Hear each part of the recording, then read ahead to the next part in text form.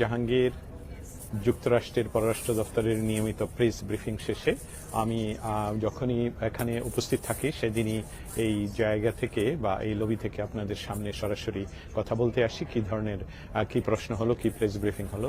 And যিনি আজকে আমাদের প্রেস ব্রিফিংয়ে উপস্থিত ছিলেন টেমি মুখপাত্র, পররাষ্ট্র দপ্তরের মুখপাত্র টেমি আজকে আমাদের বাংলাদেশের পক্ষ থেকে আমাকে সুযোগ করে দেন প্রশ্ন করার জন্য। আপনাদেরকে শুধু জানিয়ে রাখি যে ট্রাম্প প্রশাসনের এই প্রেস ব্রিফিং আসলে একটু লেট মান্থেই শুরু হয়েছে, যার জন্যে Ripon Bhuiyan thank you so much. আপনারা শুনতে পাচ্ছেন সেটা, ভাই ক্লিয়ার শুনতে পাচ্ছি। Arif Ahmed thank you so much. আজকের প্রেস ব্রিফিংয়ে বাংলাদেশ প্রসঙ্গ আবারও আমি তোলাতে সক্ষম হই। আপনারা যে বিষয়টা নিশ্চয়ই অবগত আছেন সেই বিষয়টা নিয়ে প্রশ্ন তুলেছি, যেহেতু আমি এখানে প্রায় শখানেক বা শয়ের চেয়ে বেশি সাংবাদিকদের সুযোগের ভিতরে নিজের প্রশ্ন একটির বেশি আজকে করতে পারিনি, এটা সময়ের সংক্ষিপ্ততায়। সেই প্রশ্নটি যেটা আমি করেছি সেটা আপনাদের সামনে তুলে ধরছি। আজকের আমার প্রশ্ন ছিল বা আমেরিকার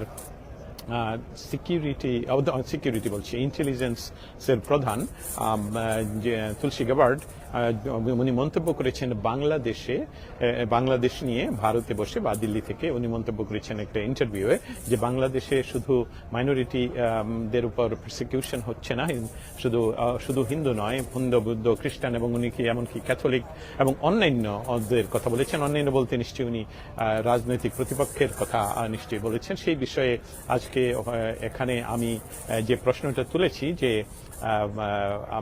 তুলসী গ্যাবার্ড ভারতে বসে বলেননি যে বাংলাদেশের ইন্টারিম গভর্নমেন্ট এর পেছনে যুক্ত, এবং তিনি বলেছেন যে বাংলাদেশে যে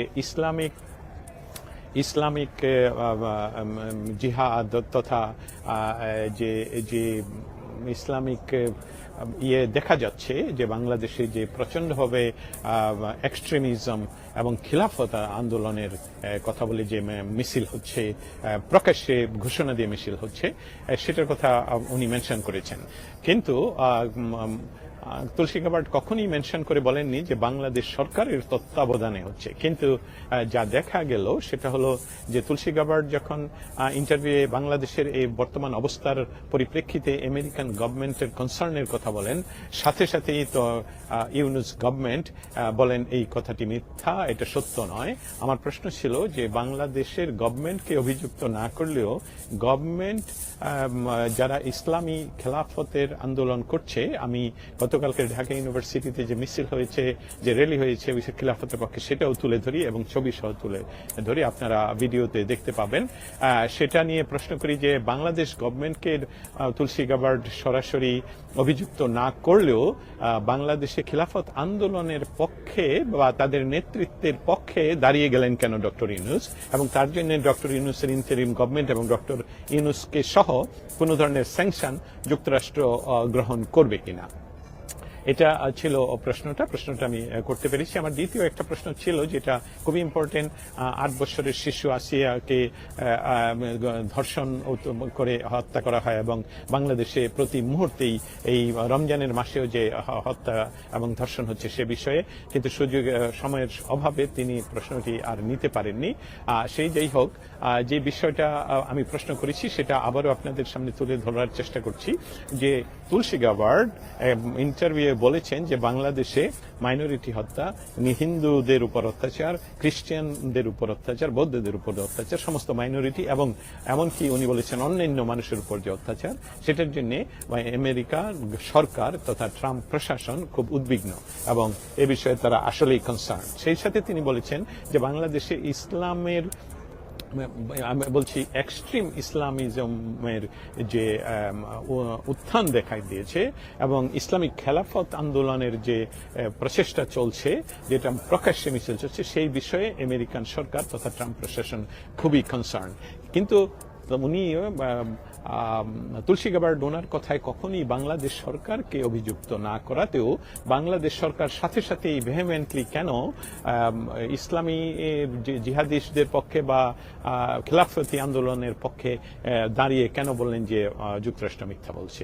তার উত্তরে তিনি যেটা বলেছেন যে এই পোডিয়াম থেকে উনি বাংলাদেশকে উচ্চারণ করে বলেছেন যে বাংলাদেশের বর্তমান অবস্থা আমরা যা ঘটছে যা আমরা দেখতে পাচ্ছি সে বিষয়ে আমাদের কথা সুস্পষ্ট যে বর্তমান সরকার যদি কোনো ব্যবস্থা গ্রহণ করে যেই ব্যবস্থায় এসবগুলো এই যে কমপ্লেইনগুলো যেই কনসার্নগুলো আমেরিকান সরকারের রয়েছে সেটার উপর সেসবগুলিকে উনি নিরসন করার প্রচেষ্টা করেন তাহলে অবশ্যই যুক্তরাষ্ট্র সেটাকে ওয়েলকাম করবে এবং যুক্তরাষ্ট্র সেটা প্রতিনিয়তই লক্ষ্য করছে এবং দেখছে। এই ছিল বিদেশি নাগরিকদের উপর যে হামলা হয় সেগুলো তুলে ধরা উচিত। হ্যাঁ আসাদ ভাই, তুলে ধরা উচিত অনেক কিছুই, কিন্তু আমি তো একা মানে একজন সাংবাদিক নই এখানে পৃথিবীর সকল দেশের সাংবাদিক, যতটুকু সম্ভব করতে পারছি, যতটুকু সময় বাংলাদেশের জন্য করা প্রয়োজন, আপনাদের জন্য যেখানে বাংলাদেশে অ্যাট্রোসিটি হচ্ছে, যেখানে বাংলাদেশে নৈরাজ্য হচ্ছে, যেখানে গতকালকেও ঢাকা ইউনিভার্সিটিতে যে খিলাফতের পক্ষে হয়েছে, মিছিল হয়েছে, সেসবগুলো আমি তুলে ধরেছি। তাহলে এই ছিল আমার পক্ষ থেকে আপনাদের সকলের জন্য যুক্তরাষ্ট্রের রাজধানী ওয়াশিংটন ডিসির পররাষ্ট্র মন্ত্রণালয় থেকে। আপনারা আপনাদের প্রশ্ন যা আছে আমাকে নিচে জানিয়ে দিবেন, আমি চেষ্টা করব আপনাদের প্রশ্নের উত্তর দিতে। আপনারা যারা আমাকে প্রতিনিয়ত জানেন যে আমি ওয়াশিংটন ডিসিতে শুধু পররাষ্ট্র মন্ত্রণালয় নয়, হোয়াইট হাউসে প্রতিনিয়তই উপস্থিত থাকার চেষ্টা করি। থ্যাংক ইউ সো মাচ জেনিত। কথা ধন্যবাদ বোন আমার, ধন্যবাদ মহসিনা জান্নাত রিমি, ধন্যবাদ দাস হিন্দু মেয়েকে দর্শন করে যে বাবাকে মেরে ফেললো। অবশ্যই এই সমস্তগুলো বিষয় নিয়ে আমেরিকার প্রচন্ড কনসার্ন, এবং তুলসী গাবার্ড এই বিষয়টা নিয়ে জানেন এবং মার্কিন পররাষ্ট্র দফতর এই বিষয় নিয়ে জানেন, এবং তারা বলেছেন, যেটা ডিপ্লোম্যাটিকদের ভাষায় বলেছেন, যে বাংলাদেশের ইন্টারিম গভর্নমেন্ট এ সকল বিষয় যাতে না ঘটে তার জন্য যে পদক্ষেপ নেবে তার জন্য সেই পদক্ষেপকে তারা প্রশংসা করবে। এটা কিন্তু একটা বড় সিগন্যাল, বড় সংবাদ। দেখেন, ডক্টর ইউনূসের সরকারকে কিন্তু আমেরিকান সরকার কোনো অভিযুক্ত করেনি, বলেছে বাংলাদেশে এই মুহূর্তে গত জুলাই মাস থেকে ইসলামী এক্সট্রিমিজমের তৈরি হয়েছে, এমনকি সেখানে খেলাফত তৈরির আন্দোলন হচ্ছে। অতএব সেসবগুলো নিয়ে আমেরিকা সরকার কনসার্ন। এটা বলেনি যে ইন্টারিম গভর্নমেন্টের কথা, কিন্তু ইন্টারিম গভর্নমেন্ট নিজে দায়িত্ব নিয়ে নিলেন যে না, তারা কিছু করছে না, সবই মিথ্যা।